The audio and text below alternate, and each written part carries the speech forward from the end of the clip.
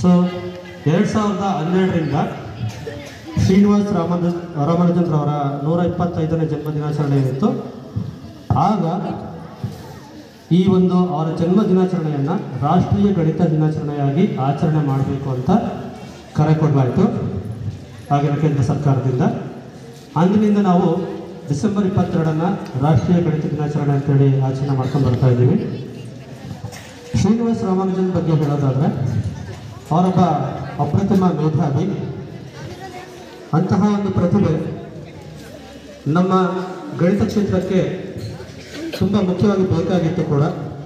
ಯಾಕೆಂದರೆ ಭಾರತದಲ್ಲಿ ಗಣಿತಕ್ಕೆ ಕೊಡುಗೆಯನ್ನು ಕೊಟ್ಟವರು ಯಾರು ಅಂದಾಗ ನಾವು ಮೊದಲನೇ ಹೆಸರು ಅವ್ರು ಹೇಳ್ತೀವಿ. ಹಾಗಾಗಿ ಅಂಥ ಒಂದು ಪ್ರತಿಭೆ ನಮಗೆ ಅವಶ್ಯಕತೆ ಇತ್ತು ಕೂಡ. ಅವರು ತಮಿಳುನಾಡಿನ ಈರೋಡ್ನಲ್ಲಿ 1887ರಲ್ಲಿ ಡಿಸೆಂಬರ್ 22ರಲ್ಲಿ ಜನಿಸ್ತಾರೆ. ಅವರ ತಂದೆ ಕುಪ್ಪುಸ್ವಾಮಿ ಶ್ರೀನಿವಾಸ ಅಯ್ಯಂಗರ್, ತಾಯಿ ಕೋಮಲತ್ತಮ್ಮಾಳ್.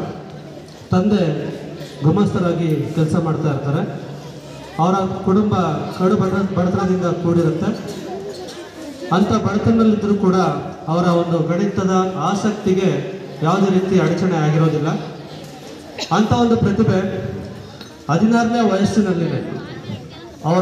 ವಯಸ್ಸಿನಲ್ಲಿನೇ GS ಕಾರ್ ಅವರ synopsis of results in applied and pure mathematics ಅನ್ನುವಂತಹ ಒಂದು ಬುಕ್ ಏನಿರುತ್ತೆ, ಅದರಲ್ಲಿ ಪ್ರಶ್ನೆ ಮತ್ತು ಉತ್ತರಗಳು ಇರುತ್ತೆ, ಆದರೆ ಯಾವುದೇ ರೀತಿಯ ಒಂದು ಪ್ರೂಫ್ಗಳಿರೋದಿಲ್ಲ. ಅಂತಹ ಬುಕ್ಕನ್ನು 16ನೇ ವಯಸ್ಸಿನಲ್ಲೇ ಅಧ್ಯಯನ ಮಾಡಿ ಪ್ರತಿಯೊಂದಕ್ಕೂ ಕೂಡ ಪ್ರೂಫ್ಗಳನ್ನು ಬರೀತಾರೆ. ಹಾಗೆಯೇ ಅವರು ನಂತರದಲ್ಲಿ ಕಾಲೇಜಲ್ಲಿ ವ್ಯಾಸಂಗ ಮಾಡುವಾಗ ಗಣಿತ ಬಿಟ್ಟರೆ ಬೇರೆ ಸಬ್ಜೆಕ್ಟ್ಗಳಲ್ಲಿ ಅವರಿಗೆ ಆಸಕ್ತಿ ಇರೋದಿಲ್ಲ. ಹಾಗಾಗಿ ಗಣಿತದಲ್ಲಿ ಮಾತ್ರ ಆಸಕ್ತಿ ಇರೋದ್ರಿಂದ ಬೇರೆ ಸಬ್ಜೆಕ್ಟ್ಗಳಲ್ಲಿ ಫೇಲ್ ಆಗಬೇಕಾಗತ್ತೆ. ಅವರ ಕಾಲೇಜು ಅಭ್ಯಾಸವನ್ನು ಅಲ್ಲಿಗೆ ನಿಲ್ಲಿಸಬೇಕಾಗತ್ತೆ. ನಂತರದಲ್ಲಿ ಆ ಕುಟುಂಬ ಬಡತನದಲ್ಲಿ ಇದ್ದಿದ್ದರಿಂದ ಏನು ಮಾಡ್ತಾರೆ ಅಂದರೆ ಮನೆ ಪಾಠವನ್ನು ಹೇಳ್ಕೊಡ್ತಾ ಇರ್ತಾರೆ. ಗಣಿತದಲ್ಲಿ ಅವರ ಆಸಕ್ತಿ ಯಾವತ್ತೂ ಕೂಡ ಕಡಿಮೆ ಆಗಲ್ಲ. ಕೊನೆಗೆ ಅವರೇನು ಮಾಡ್ತಾರೆ, ಅವರ ಕುಟುಂಬದಲ್ಲಿ ಹೀಗೆ ಇದ್ರೆ ಆಗಲ್ಲ ಇವ್ರ ಜೀವನ ಅಂತೇಳಿ ಮದುವೆ ಮಾಡ್ತಾರೆ ಜನಕ್ಕೆ ಅಮ್ಮಳ ಜೊತೆ. ನಂತರದಲ್ಲಿ ಅವರು ಪೋರ್ಟಲ್ಲಿ ಆಫೀಸಲ್ಲಿ ಮದ್ರಾಸ್ ಪೋರ್ಟ್ನಲ್ಲಿ ಒಂದು ಆಫೀಸಲ್ಲಿ ಕೆಲಸಕ್ಕೆ ಸೇರ್ತಾರೆ ಗುಮಾಸ್ತರಾಗಿ.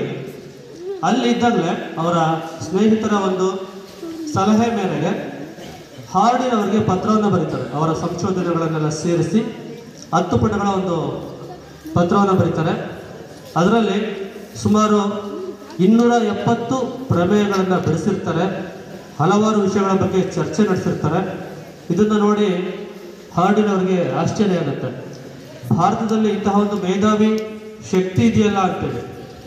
ಸೊ ಹಾಗಾಗಿ ಕರೆಸ್ಕೊಳ್ಳೋಣ ಅಂತ ಇಂಗ್ಲೆಂಡಿಗೆ ಕರೆಸ್ಕೊಳ್ತಾರೆ. ಇಂಗ್ಲೆಂಡಿಗೆ ಹೋಗೋದಕ್ಕೂ ಕೂಡ ಸುಮಾರು ಅಡಚಣೆಗಳಿರುತ್ತೆ. ಯಾಕೆಂದರೆ ಆಗಿನ ಕಾಲದಲ್ಲಿ ಸಾಗರೋಲ್ಲಂಘನ ಮಾಡಬಾರ್ದು ಅಂತ, ಅಂದರೆ ಸಾಗರವನ್ನು ದಾಟಿ ಹೋಗಬಾರ್ದು ಅಂತ ಒಂದು ಪದ್ಧತಿ ಕೆಲವ್ರ ಕಡೆ ರೂಪಿಸ್ಕೊಂಡು ಬಂದಿರ್ತಾರೆ. ಹಾಗಾಗಿ ಕಷ್ಟ ಆಗುತ್ತೆ. ಆದರೂ ಕೂಡ ಅವರ ತಾಯಿನ ಒಪ್ಪಿಸಿ ಶ್ರೀನಿವಾಸ ಅಯ್ಯಂಗರ್ ಅವರು ಇಂಗ್ಲೆಂಡ್ಗೆ ಹೋಗ್ತಾರೆ. ಅಲ್ಲಿ ಹಾರ್ಡಿಯ ಜೊತೆಗೂಡಿ ಹಲವಾರು ಸಂಶೋಧನೆಗಳನ್ನು ಮಾಡ್ತಾರೆ. ಹಾರ್ಡಿ ಅವರಿಗೆ ಒಂದು ರೀತಿಯಲ್ಲಿ ಗುರು ಆಗಿದ್ರೂ ಕೂಡ ಹಾರ್ಡಿನ ಒಂದು ಮಾತು ಹೇಳ್ತಾರೆ, ನಾನು ಕಲಿಸಿದ್ದಕ್ಕಿಂತ ರಾಮಾನುಜನ್ ಅವರಿಂದ ಕಲಿತದ್ದೇ ಹೆಚ್ಚು ಅಂತ. ಅಲ್ಲಿ ಅವರ ಒಂದು ವಾತಾವರಣ, ಇಂಗ್ಲೆಂಡ್ನ ವಾತಾವರಣ ಮತ್ತು ಸಸ್ಯಾಹಾರ ಅಲ್ಲಿ ಅಷ್ಟಾಗಿ ಸಿಗದೇ ಇರೋದ್ರಿಂದ ತುಂಬ ಕಷ್ಟ ಆಗುತ್ತೆ. ಅವರಿಗೆ ಆರೋಗ್ಯ ಸರಿ ಇರೋದಿಲ್ಲ, ಕ್ಷಯರೋಗ ಕಾಡ್ತಾ ಇರುತ್ತೆ. ಆಸ್ಪತ್ರೆಯಲ್ಲಿ ಅಡ್ಮಿಟ್ ಆಗಿರ್ತಾರೆ ಒಮ್ಮೆ. ಆಗ ಹಾರ್ಡಿನ್ ಅವರು ಹೋಗ್ತಾರೆ ಅವರನ್ನು ಮಾತಾಡ್ಸೋಕ್ಕಂತ. ಆ ಕ್ಷಣದಲ್ಲೂ ಕೂಡ ಅವರಿಗೆ ಮ್ಯಾಥ್ಸ್ ಅಂದರೆ ಎಷ್ಟು ಇಷ್ಟ ಅನ್ನೋದು ಅಲ್ಲಿ ಕಾಣುತ್ತೆ. ಹೇಗೆ ಅಂದರೆ ಅವರಲ್ಲಿ ಹೋದಾಗ ಹಾರ್ಡಿ ಹೇಳ್ತಾರಂತೆ, ನಾನು ಬಂದದ್ದು ಟ್ಯಾಕ್ಸಿ ನಂಬರ್ ಏನಿದೆ 1729, ಅದು ಅನ್ಲಕ್ಕಿ ನಂಬರ್ ಥರ ಕಾಣ್ತಾ ಇದೆ ಅಂತ. 1729 ಅಂದರೆ ಹಾರ್ಡಿ ರಾಮಾನುಜನ್ ನಂಬರ್ ಅಂತ ಈಗಲೂ ಕೂಡ ಕರಿತೀವಿ. ಏನಕ್ಕೆ ಕರಿತೀವಿ ಅಂದರೆ ಆ ಮಾತನ್ನು ಹಾರ್ಡಿ ಹೇಳಿದಾಗ ಅದು ಅನ್ಲಕ್ಕಿ ನಂಬರ್ ಥರ ಇದೆ ಅಂತೇಳಿ.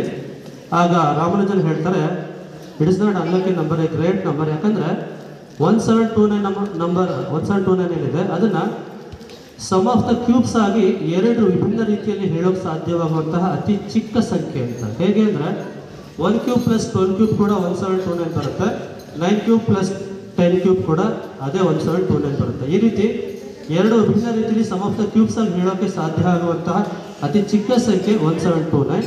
ಹಾಗಾಗಿ ಹಾರ್ಡಿ ರಾಮಾನುಜನ್ ನಂಬರ್ ಅಂತ ಅದನ್ನು ಕರಿತೀವಿ. ನಂತರದಲ್ಲಿ ಅವರ ಆರೋಗ್ಯ ತುಂಬಾ ಹದಗೆಟ್ಟ ಮೇಲೆ ಅವರು ಭಾರತಕ್ಕೆ ಬರ್ತಾರೆ. ಭಾರತಕ್ಕೆ ಬಂದ ನಂತರ 32ನೇ ವಯಸ್ಸಿನಲ್ಲಿ ಅವರ ಮರಣ ಆಗುತ್ತೆ. ಈ ರೀತಿ ಒಂದು ಅದಮ್ಯ ಶಕ್ತಿ ಏನಿತ್ತು ತುಂಬ ಕಡಿಮೆ ವಯಸ್ಸಿನಲ್ಲೇ ತೀರ್ಕೊಳ್ಳುತ್ತೆ. ಹಾಗೆಯೇ ಅತಿ ಹೆಚ್ಚು ಕೊಡುಗೆಗಳನ್ನು ಕೂಡ ಕೊಟ್ಟಿರುತ್ತೆ. ಆ ರಾಮಾನುಜನ್ರವರ ಸಂಶೋಧನೆಗಳೇನಿದೆ ಈಗಲೂ ಕೂಡ ಕಂಪ್ಯೂಟರ್ ಸೈನ್ಸಲ್ಲಿ, ಫಿಸಿಕ್ಸಲ್ಲಿ, ಎಂಜಿನಿಯರಿಂಗಲ್ಲಿ ಸುಮಾರು ಕಡೆ ಈಗಲೂ ಕೂಡ ಅವನ್ನ ಯೂಸ್ ಮಾಡ್ತಾ ಇದ್ದೇವೆ. ಹಾಗೆಯೇ ಒಂದು ಮ್ಯಾಥ್ಸ್ ಅಂತ ಮಾಡೋಕ್ಕೆ ಕೂತ್ರೆ ಎಷ್ಟು ಇಂಟ್ರೆಸ್ಟ್ ಇರುತ್ತೆ, ನಮ್ಮ ಸಮಯನೇ ಹೋಗೋದು ಗೊತ್ತಾಗಲ್ಲ ಅನ್ನೋದಕ್ಕೊಂದು ಹೇಳ್ತೀನಿ ಇನ್ಸಿಡೆನ್ಸ್. ಏನು ಅಂದರೆ, ಈ ರೀತಿ ಮ್ಯಾಥ್ಸನ್ನು ವರ್ಕ್ ಮಾಡ್ತಾನೆ, ಅದ್ರ ಬಗ್ಗೆ ಚಿಂತನೆ ಮಾಡ್ತಾನೆ ಒಬ್ಬ ಗಣಿತಜ್ಞ ಮರಣವನ್ನು ಹಾಕ್ತಾನೆ. ಯಾರು ಅಂದರೆ ಆರ್ಕಿಮಿಡೀಸ್ ಒಬ್ಬ ಗಣಿತ ವಿಜ್ಞಾನಿ. ಅವ್ರೇನು ಮಾಡ್ತಾರೆ, ಒಂದ್ಸರಿ ಅವರ ಲ್ಯಾಬಲ್ಲಿ ಕುತ್ಕೊಂಡು ವರ್ಕ್ ಮಾಡ್ತಾ ಇರ್ತಾರೆ ಸಾಲಿಡ್ ಶೇಪ್ಸ್ ಬಗ್ಗೆ. ಯಾವುದೋ ಒಂದು ಸಾಲಿಡ್ ಶೇಪ್ ಬಗ್ಗೆ ನೋಡಿಕೊಂಡು ಅದ್ರ ಬಗ್ಗೆ ಸಂಶೋಧನೆ ಮಾಡ್ತಾ ಇರ್ತಾರೆ. ಅವರಿದ್ದದ್ದು ಗ್ರೀಕ್ ಮ್ಯಾಥಮೆಟಿಷಿಯನ್ ಅವರು. ಆ ಟೈಮಲ್ಲಿ ರೋಮನ್ ಸೇನಾಧಿಪತಿ ಮರ್ಸಲಸ್ ಅಂತೇಳಿ ಅವನು, ಆ ರೋಮನ್ ಸೇನಾಧಿಪತಿ ಅವರಿರುವಂತಹ ಸಿರಾಕ್ಯೂಸ್ ಅನ್ನುವಂತಹ ರಾಜ್ಯವನ್ನು ವಶಪಡಿಸ್ಕೊಂಡಿರ್ತಾನೆ. ಆ ವಶಪಡಿಸ್ಕೊಂಡಿದ್ದು ಕೂಡ ಆರ್ಕಿಮಿಡೀಸ್ಗೆ ಗೊತ್ತಿರೋದಿಲ್ಲ. ಆಗ ಆದರೆ ಮರ್ಸಲಸ್ಗೆ ಚೆನ್ನಾಗಿ ಗೊತ್ತಿರುತ್ತೆ, ಇಲ್ಲೊಬ್ಬ ಗಣಿತಜ್ಞ ಇದ್ದಾನೆ ಆರ್ಕಿಮಿಡೀಸ್ ಅಂತೇಳಿ, ಅವನಿಗೆ ನಾವು ಗೌರವವನ್ನು ಕೊಡಬೇಕು ಅಂತ ಗೊತ್ತಿರುತ್ತೆ. ಆ ಸೇನಾಧಿಪತಿ ಏನು ಮಾಡ್ತಾನೆ, ತನ್ನ ಭಟ್ರಿಗೆ ಹೇಳ್ತಾನೆ, ಹೋಗಿ ಅವರನ್ನು ಕರ್ಕೊಬನ್ನಿ ಅಂತ, ಯಾವುದೇ ಹಾನಿ ಮಾಡಬೇಡಿ ಅಂತ ಹೇಳಿರ್ತಾನೆ. ಆ ಭಟ್ಟರು ಹೋಗ್ತಾರೆ ಆರ್ಕಿಮಿಡೀಸ್ನ ಕರೆಯೋದಕ್ಕೆ ಹೋದಾಗ ಆರ್ಕಿಮಿಡೀಸ್ ಯಾವುದೋ ಒಂದು ಶೇಪ್ನ ಹಿಡ್ಕೊಂಡ್ಬಿಟ್ಟು ಅದ್ರ ಬಗ್ಗೆ ಥಿಂಕ್ ಮಾಡ್ತಾ ಇರ್ತಾರೆ. ಭಟ್ರು ಹೋಗ್ಬಿಟ್ಟು ಹೇಳ್ತಾರೆ, ಮರ್ಸಲಸ್ ಕರೀತಾ ಇದ್ದಾರೆ ಬರಬೇಕು ಅಂತ. ಅವನು ತುಂಬ ಎಷ್ಟು ಇನ್ವಾಲ್ವ್ ಆಗಿರ್ತಾನೆ ಅಂದರೆ ಯಾವುದೂ ತಲೆ ಕೆಡಿಸ್ಕೊಳ್ಳೋಕೆ ರೆಡಿ ಇರೋಲ್ಲ. ಅವನು ಮೊದಲು ಈ ಕಡೆಯಿಂದ ಮೊದಲಿನಿಂದ ಹೋಗ್ಬಿಡು ಅಂತ ಹೇಳ್ತಾನೆ. ಅವನಿಗೆ ಬೇಸರ ಆಗುತ್ತೆ, ಮತ್ತೆ ಹೇಳ್ತಾನೆ ಇಲ್ಲ ಬರಬೇಕಂತೆ ಅಂತ. ಅವನಿಲ್ಲ ನಾನು ಬರೋಕ್ಕಾಗಲ್ಲ ಅಂತಾನೆ. ಆ ಭಟ ಏನು ಮಾಡ್ತಾನೆ, ಅವನು ಕೊಲೆ ಮಾಡೇ ಬರ್ತಾನೆ ಚುಚ್ಚು. ಸೊ ಅದನ್ನು ಬಂದು ಹೇಳ್ತಾನೆ, ಹಿಂಗಾಯಿತು ಅವ್ರು ಬರಲ್ಲ ಅಂದರೂ ನಾವು ಸಾಯಿಸ್ಬಿಟ್ವಿ ಅಂತ. ಎಂಥ ಕೆಲಸ ಆಯ್ತಲ್ಲ, ಒಬ್ಬ ಒಳ್ಳೆ ಗಣಿತಜ್ಞನ ಈ ರೀತಿ ಸಾವಾಯ್ತಲ್ಲ ಅಂತೇಳಿ ತುಂಬ ಬೇಸರ ಆಗುತ್ತೆ. ಆನಂತರ ಮರ್ಸಲಸ್ ಏನು ಮಾಡ್ತಾನೆ, ಆರ್ಕಿಮಿಡೀಸ್ದು ಒಂದು ಸಮಾಧಿನ ಕಟ್ಟಿ ಅವ್ರಿಗೆ ಇಷ್ಟವಾದಂತಹ ಸಿಲಿಂಡರ್ ಮತ್ತು ಸ್ಪಿಯರ್ನ ಆ ಸಮಾಧಿ ಮೇಲೆ ಇಡಿಸ್ತಾನೆ.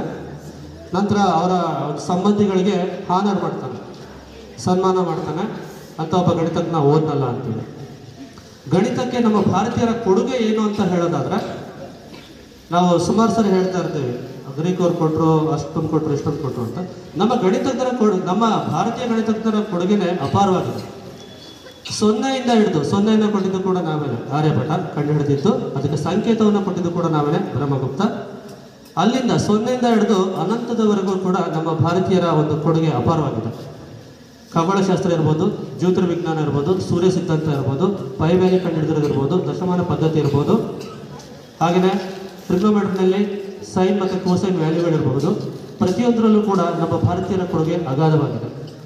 ನಮ್ಮ ಭಾರತೀಯರ ಕೊಡುಗೆ ಎಷ್ಟು ಮಟ್ಟಿಗೆ ಇದೆ ಅಂತ ಹೇಳಿದ್ರೆ, ಅವಾಗ ಮುಂದುವರೆದವರು ಅಂತೇಳಿ ಗ್ರೀಕ್ ಅವ್ರನ್ನ ಹೇಳ್ತಾ ಇದ್ವಿ. ಆದರೆ ಆ ಗ್ರೀಕ್ ಅವ್ರಿಗೆ 10⁴ ಅಂದರೆ 1 ಪಕ್ಕ 4 ಸೊನ್ನೆ ಬರೆದ್ರೆ ಆ ಸಂಖ್ಯೆನೇ ಅತಿ ದೊಡ್ಡ ಸಂಖ್ಯೆ ಮಿರಿಯಟ್ ಅಂತ ಕರೀತಾ ಇದ್ರು. ಆದರೆ ಅದಕ್ಕಿಂತ ಎಷ್ಟೋ ಶತಮಾನಗಳ ಹಿಂದೆ ನಮ್ಮ ಒಂದು ಸಂಪ್ರದಾಯದಲ್ಲಿ ಮತ್ತು ನಮ್ಮ ಶಾಸ್ತ್ರಗಳಲ್ಲೇ ಹೇಳಿದೆ 10⁻12 ಯೂಸ್ ಮಾಡ್ತಾ ಇದ್ರು ಪರಾರ್ಥ ಅಂತೇಳಿ. ನಮ್ಮಲ್ಲಿ ದಶ, ಶತ, ಸಹಸ್ರ, ಪರಾರ್ಥ, ಮಹಾಯೋಗ ಅಂತ ಇದೆ. ಮಹಾಯೋಗ ಅಂದರೆ 10⁻50 ಅಂತ. ಅಂದರೆ 1 ಪಕ್ಕ 50 ಸೊನ್ನೆಗಳನ್ನು ಜೋಡಿಸಿದ್ರೆ ಏನು ಸಂಖ್ಯೆ ಬರುತ್ತೆ ಅದನ್ನು ಮಹಾಯೋಗ ಅಂತೀವಿ. ಅದನ್ನು ಕೂಡ ನಾವು ಬಳಸ್ತಾ ಇದ್ವಿ. ಆದರೆ ಗ್ರೀಕ್ ಅವರು ಆ ಟೈಮಲ್ಲಿ 10⁻4 ಅತಿ ದೊಡ್ಡ ಸಂಖ್ಯೆ ಅಂದ್ಕೊಳ್ತಿದ್ರು. ಆದರೆ ನಾವು ಆ ಥರ ಯೋಚನೆ ಮಾಡ್ತಾ ಇದ್ವಿ. ಅಷ್ಟೇ ಅಲ್ಲ, ಮಹಾಭಾರತ ಮತ್ತು ರಾಮಾಯಣದಲ್ಲಿ ನಾವು ನೋಡ್ತೀವಿ, ಅಲ್ಲೇನು ಮಾಡ್ತಾರೆ, ಅಕ್ಷೌಹಿಣಿ ಅಂತ ಬರುತ್ತೆ. ಏನು ಅಕ್ಷೌಹಿಣಿ ಅಂದರೆ ಸೈನ್ಯಗಳು. ಪಾಂಡವರ ಹತ್ರ 5 ಅಕ್ಷೌಹಿಣಿ ಸೈನ್ಯ ಇರುತ್ತೆ, ಹಾಗೆ ಕೌರವರ ಹತ್ರ 11 ಅಕ್ಷೌಹಿಣಿ ಸೈನ್ಯ ಇರುತ್ತೆ. ಏನದು ಅಕ್ಷೌಹಿಣಿ ಸೈನ್ಯ ಅಂತ ಹೇಳಿದ್ರೆ 21,870 ರಥಗಳು, 21,870 ಆನೆಗಳು, 65,610 ಕುದುರೆಗಳು, ಹಾಗೆಯೇ 1,09,350 ಪದಾತಿಗಳು ಅಂದರೆ ಕಾಲಾಳುಗಳು. ಇವ್ರನ್ನೆಲ್ಲ ಒಟ್ಟಾರೆಯಾಗಿ ಸೇರಿಸಿ 2,18,700 ಯೋಧರನ್ನು ನಾವು ಒಟ್ಟಾರೆಯಾಗಿ ಅಕ್ಷೌಹಿಣಿ ಅಂತ ಕರಿತೀವಿ. ಸೊ ಅಂದರೆ ಅರ್ಥ, ಪುರಾಣ ಕಾಲದಲ್ಲಿ ನಮಗೆ ಲಕ್ಷ ಸಾವಿರಗಳನ್ನು ಎಣಿಸುವಷ್ಟು ಕೇಪಬಿಲಿಟಿ ಇತ್ತು, ಹಾಗೆಯೇ ರೇಷು ಗೊತ್ತಿತ್ತು ಅಂತ. ಆ ಅಕ್ಷೌಹಿಣಿಯಲ್ಲಿ ಒಂದೊಂದು ತುಗುಡಿನಲ್ಲಿ ಹೇಗಿತ್ತು ಅಂದರೆ 1 ಆನೆ, 1 ರಥ, 3 ಕುದುರೆ ಮತ್ತು 5 ಯೋಧರು ಪದಾತಿಗಳು, ಇವರನ್ನ ಒಂದು ತುಕಡಿ ಅಂತ ಮಾಡ್ತಾ ಇದ್ರು. ಹೀಗೆ ಪ್ರತಿಯೊಂದರಲ್ಲೂ ಕೂಡ ನಾವು ಗಣಿತವನ್ನು ಮೇಳೈಸ್ಕೊಂಡು ಬಂದಿದ್ದೀವಿ. ನಾವು ಮತ್ತೊಬ್ಬರು ನೋಡಿ ಪೈಥಾಗರಸ್ ಅಂತ ಯೂಸ್ ಮಾಡ್ತಿದ್ವಿ. ಆಕ್ಚುಲಿ ಪೈಥಾಗರಸ್ ಥಿಯರಮ್ ನಮಗೆ ಏನ್ ಬಂದಿದೆ ಅದಕ್ಕಿಂತ ಮುಂಚಿನ ಕಾಲದಲ್ಲೇ ಯಜ್ಞ ಯಾಗಾದಿಗಳನ್ನ ಮಾಡುವಾಗ ಬೋಧಾಯನ ಸೂತ್ರವನ್ನು ಯೂಸ್ ಮಾಡಿ ಯಜ್ಞ ವೇದಿಕೆಯನ್ನ ರಚನೆ ಮಾಡ್ತಾ ಇದ್ರು ಪೈಥಾಗರಸ್ ಥಿಯರಮ್ನ ಯೂಸ್ ಮಾಡಿ. ಪೈಥಾಗರಸ್ ಥಿಯರಮ್ ಅಂತ ನಾವು ಅವಾಗ ಅದೆಲ್ಲ ನಮ್ದೇ, ಅದು ನಮ್ದ್ರಲ್ಲಿ ಬಂದಿದ್ದದು. ಆ ನಂತರ ಬೆಳಗಿಗೆ ತಂದಿದ್ದು ಪೈಥಾಗರಸ್. ಹಾಗಾಗಿ ನಾವೀಗೆಲ್ಲ ಬುಕ್ಕಲ್ಲಿ ಪೈಥಾಗರಸ್ ಅಂತ ಓದ್ತೀವಿ. ಬಟ್ ಅದ್ರ ಆಲ್ರೆಡಿ ನಮ್ಮ ಹತ್ರ ಬಳಕೆನಲ್ಲಿ ಇತ್ತು.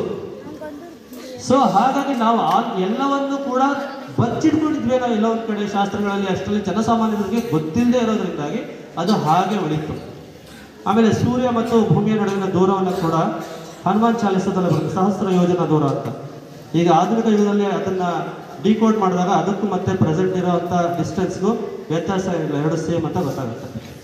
ಸೊ ಗಣಿತ ಅಂತ ತಗೊಂಡಾಗ ಪ್ರತಿಯೊಬ್ಬರಲ್ಲೂ ಅದು ಥಿಂಕಿಂಗ್ ಕೆಪಾಬಿಲಿಟಿ ಹೇಗಿರುತ್ತೆ ಅನ್ನೋದನ್ನ ಹೇಳ್ಕೊಡುತ್ತೆ, ಅವರ IQ ಹೇಗಿರುತ್ತೆ ಅಂತ. ಜಸ್ಟ್ ಒಂದು ಪ್ರಶ್ನೆ ಹೇಳ್ತೀನಿ, ಥಿಂಕ್ ಮಾಡಿ ಉತ್ತರ ಹೇಳಿ ನೋಡೋಣ. ಒಬ್ಬನ ಹತ್ರ 100 ರೂಪಾಯಿ ಇರುತ್ತೆ, ಅವ್ರ ಮಗನ್ ಕೊಡ್ತಾನೆ, 2 ಮಕ್ಳು ಇರ್ತಾರೆ. ಇದನ್ನ ಖರ್ಚು ಮಾಡ್ರಿ, ಆದ್ರೆ ದೊಡ್ಡವನಿಗೆ ಚಿಕ್ಕವನಿಗಿಂತ 14 ರೂಪಾಯಿ ಹೆಚ್ಚಿಗೆ ಇಟ್ಕೋಬೇಕು ಖರ್ಚು ಮಾಡೋಕೆ ಅಂತ ಹೇಳ್ತಾನೆ. 100 ರೂಪಾಯಿ ಇದೆ, ದೊಡ್ಡವನು ಚಿಕ್ಕವನಿಗಿಂತ 14 ರೂಪಾಯಿ ಜಾಸ್ತಿ ಅವನಿಗೆ ಸಿಗಬೇಕು. ಹಾಗಾದ್ರೆ ದೊಡ್ಡವನಿಗೆ ಎಷ್ಟು ಸಿಗುತ್ತೆ, ಚಿಕ್ಕವನಿಗೆ ಎಷ್ಟು ಸಿಗುತ್ತೆ? ಎಷ್ಟು? 64 ದೊಡ್ಡವನಿಗ, ಚಿಕ್ಕವನಿಗೆ 50. 50 ಪ್ಲಸ್ 64 ಎಷ್ಟಾಯ್ತು? 36. 64 14 ಡಿಫ್ರೆನ್ಸ್ ಇರೋದು. ಅವರಿಬ್ಬರ ಮಧ್ಯೆ ಡಿಫ್ರೆನ್ಸ್ 14 ರೂಪಾಯಿ ಇರಬೇಕು. ದೊಡ್ಡವರಿಗೆ 14 ರೂಪಾಯಿ ಜಾಸ್ತಿ ಸಿಗಬೇಕು, ಇವನಿಗೆ 14 ರೂಪಾಯಿ ಕಡಿಮೆ. 10th ಹೇಳ್ಬಹುದು ಬೇಗ. ಹಾಗಾದ್ರೆ 100 ರೂಪಾಯಿನ ಹೇಗೆ ಹಂಚ್ಬೇಕು? ಥಿಂಕ್ ಮಾಡಿ, ಎಷ್ಟು ರೂಪಾಯಿ ದೊಡ್ಡವನಿಗೆ ಸಿಗುತ್ತೆ, ಎಷ್ಟು ರೂಪಾಯಿ ಚಿಕ್ಕವನಿಗೆ ಸಿಗುತ್ತೆ ಅಂತ. ಸ್ವಲ್ಪ ನಿಯರೆಸ್ಟ್ ಬಂದ ಬರಲಿಲ್ಲ, ಅತಿ ಸಮೀಪದ ಉತ್ತರ ಅಂತಾರಲ್ಲ, ಸ್ವಲ್ಪ ದೂರದ ಉತ್ತರ. ದೊಡ್ಡವನಿಗೆ 57 ರೂಪಾಯಿ ಸಿಗುತ್ತೆ, ಚಿಕ್ಕವನಿಗೆ 43 ರೂಪಾಯಿ ಸಿಗುತ್ತೆ. 57 and 43. ಆಗ 2 ಸೇರಿದ್ರೆ ಎಷ್ಟಾಗತ್ತೆ? 100 ರೂಪೀಸ್ ಆಗುತ್ತೆ. ಡಿಫ್ರೆನ್ಸ್ 14 ಇದೆ. ಸೊ ಮ್ಯಾಥ್ಸ್ ಅಂದರೆ ಸುಮ್ಮನೆ ಏನೋ ಅಲ್ಲ, ಅದು ಮಾಡ್ತಾ ಕೂತ್ರೆ ನಮ್ಮನ್ನ ಇಡೀ ಲೋಕನೇ ಮರ್ಸತ್ತೆ ಕೂಡ. ಸೊ ಅದಕ್ಕೆ ಹೇಳೋದು mathematics is the secret. It is having many secrets. The universe is having the many secrets in the language of maths ಅಂತ ಹೇಳ್ತೀವಿ. ಹಾಗೆಯೇ ಮತ್ತೊಂದು ಹೇಳ್ತೀವಿ, ಮ್ಯಾಥ್ಸ್ ಹ್ಯಾಸ್ ಮ್ಯಾಥ್ಸ್ ಮಾತಾಡ್ತೇನೋ every problem has the solution ಅಂತ. ನಾವು ಗಣಿತದ ಬಗ್ಗೆ ಹೇಳೋದಾದ್ರೆ ಒಂದು ಶ್ಲೋಕ ಬರುತ್ತೆ, ಯಥಾಶಿಖ ಮಯೂರಾಣಂ ನಾಗನ್ ಮಣಯೇ ಯದ ತದ್ವದ್ ವೇದಾಂಗ ಶಾಸ್ತ್ರಾಣಂ ಗಣಿತಂ ಮಾರ್ಥನಿ ಸ್ಥಿತಂ ಅಂತ. ಅಂದರೆ ನವಿಲಿಗೆ ಒಂದು ಶಿಖೆ ಇರುತ್ತೆ, ಜುಟ್ಟು ಇರುತ್ತೆ, ನೋಡಿದ್ರ ಅದು ಅದಕ್ಕೆ ಒಂದು ಸುಂದರತೆಯನ್ನು ತಂದುಕೊಡುತ್ತೆ. ಹಾಗೆಯೇ ನಾಗಗಳಿಗೆ ಮಣಿ ಇರುತ್ತೆ, ಅದು ಒಂದು ಸುಂದರತೆಯನ್ನು ತಂದುಕೊಡುತ್ತೆ ಮತ್ತು ಅವುಗಳು ಮುಖ್ಯ ಆಗಿರುತ್ತೆ.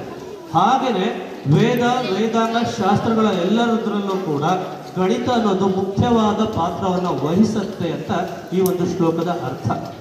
ಹಾಗಾಗಿ ಗಣಿತದ ಪ್ರಾಮುಖ್ಯತೆ ನಮಗೆ ಅರ್ಥ ಆದರೆ ಪ್ರತಿಯೊಂದರಲ್ಲೂ ಕೂಡ ನಾವು ಬಳಸ್ತಾ ಇರೋ ಪ್ರತಿ ವಸ್ತುವಿನಲ್ಲಿರಬಹುದು. ಈಗ ಮೊಬೈಲ್ ಇದೆ, ಕರೆಕ್ಟಾಗಿ ಕೈಗೆ ಹಿಡ್ಕೊಳ್ಳೋ ಥರ ಇದೆ, ಇಷ್ಟು ದೊಡ್ಡ ಮಾಡೋಕ್ಕಾಗಲ್ಲ. ಸೊ ಪ್ರತಿಯೊಂದ್ರ ಮೆಜರ್ಮೆಂಟ್ಸ್ ಇರ್ಬೋದು, ಡಿಸ್ಟೆನ್ಸ್ ಇರ್ಬೋದು, ಪ್ರತಿಯೊಂದು ವಿಷಯದಲ್ಲೂ ನಾವು ಗಣಿತವನ್ನು ಬಳಸ್ತೀವಿ. ಅದನ್ನು ಕರೆಕ್ಟಾಗಿ ನಾವು ಅರ್ಥ ಮಾಡಿಕೊಂಡು ಅದ್ರಲ್ಲಿ ನಾವು ಇನ್ವಾಲ್ವ್ ಆದರೆ ಕಬ್ಬಿಣದ ಕಡಲೆ ಅಂತ ಏನು ಕರಿತೀವಿ, ಕಬ್ಬಿಣದ ಕಡಲೆ ಆಗಲ್ಲ, ರಸಬಾಳೆ ಆಗುತ್ತೆ. ಸುಲಿದ ರಸಬಾಳೆ ಹಣ್ಣಿನಂತೆ ಅಂತ ಕನ್ನಡದಲ್ಲಿ ಒಂದು ಕಡೆ ಬರುತ್ತೆ. ಆ ರೀತಿ ಅದು ಸಿಹಿಯಾಗಿರುತ್ತೆ. ಹಾಗಾಗಿ ಎಲ್ಲರೂ ಕೂಡ ಗಣಿತವನ್ನು ಇಷ್ಟಪಟ್ಟರೆ ಅದು ನಿಮ್ಮನ್ನು ಇಷ್ಟಪಡುತ್ತೆ. ಇಷ್ಟ ಹೇಳ್ತಾ ನನ್ನ ಮಾತನ್ನು ಮುಗಿಸ್ತೇನೆ.